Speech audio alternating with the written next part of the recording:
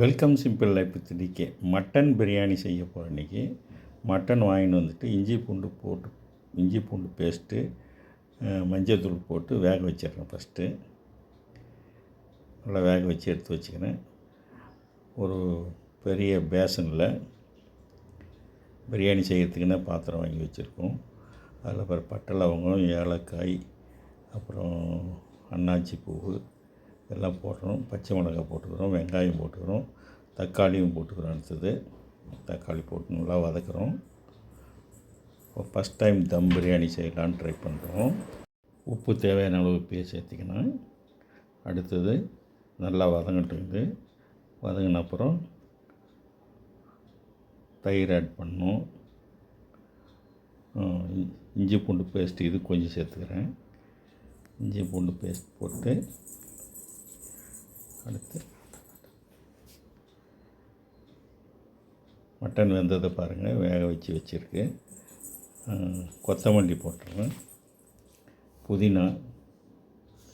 கொத்தமல்லி, புதினா, கருவேப்பிலை போட்டு வதக்கிறோம். அப்புறம் பிரியாணி மசாலா போடுறோம். தனியாத்தூள் கொஞ்சம் போடுறோம். நல்லா வதங்கிட்டு வதங்கின அப்புறம் தான் டேஸ்ட் கிடைக்கும். வதங்கிச்சு.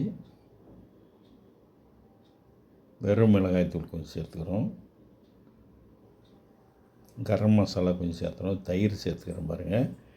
தயிர் சேர்த்துட்டு நல்லா வதக்கி விட்றோம். அடுத்து மட்டனாக சேர்த்துக்கலாம். அப்படியே எங்கள் சேனல் லைக் பண்ணுங்கள், ஷேர் பண்ணுங்கள், சப்ஸ்கிரைப் பண்ணுங்கள். நீங்களும் ட்ரை பண்ணுங்கள். தண்ணி ஊற்றிடலாம். தண்ணி ஊற்றி லெமன் புழிஞ்சு விட்டாச்சு. பார்த்திங்க அப்படியே அப்புறம் லெமன் புழிஞ்சிருக்கோம். அரிசி போட்டுடலாம்.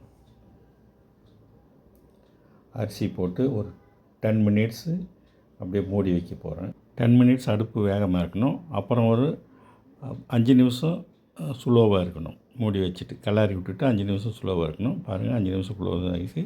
பிரியாணி ரெடி ஆகிடுச்சு. நீங்களும் ட்ரை பண்ணி பாருங்கள். நன்றி, வணக்கம், பை பை.